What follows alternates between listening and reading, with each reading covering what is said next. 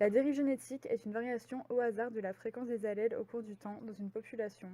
C'est une conséquence de la reproduction sexuée car d'une génération à l'autre, seuls certains allèles sont transmis de parents aux descendants. Ce tri entre allèles est complètement aléatoire. La dérive génétique est plus marquée lorsque l'effectif de la population est faible.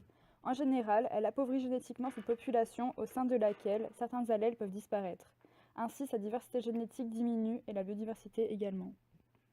Elle contribue à éloigner génétiquement différentes populations d'une même espèce. L'échantillon d'allèles présents devient de plus en plus différent d'une population à l'autre. En revanche, si l'effectif d'une population est en nombre important, la dérive génétique pourra augmenter la fréquence de certains allèles originels. Prenons l'exemple des lions du cratère Ngorongoro, qui forment une petite population d'une centaine d'individus et sont issus de la population voisine de 2000 individus du parc naturel de Serengeti. Ils vivent isolés dans leur écosystème. En 1962, la population chute à cause d'une maladie infectieuse et se retrouve au nombre de 11 lions. De ce fait, plus une population est réduite, plus la dérive génétique aura un impact. En 1990, 2 scientifiques ont étudié la dynamique en mesurant la fréquence de l'allèle ci-contre.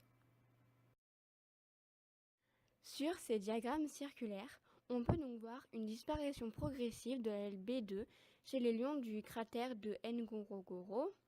Il y a 6% au lieu de 26%, ainsi qu'une forte domination de l'allèle A1, 85% au lieu de 20%, mais surtout une disparition de l'allèle A3. Nous pouvons également voir cette disparition dans un tableau de statistiques ci-contre.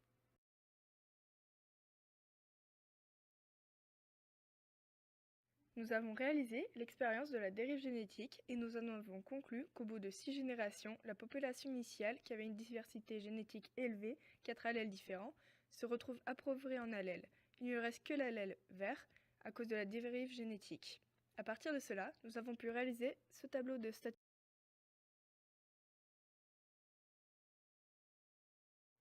Au sein d'une population et au cours des générations, on observe une modification aléatoire des individus, d'où une évolution de la biodiversité de la population initiale.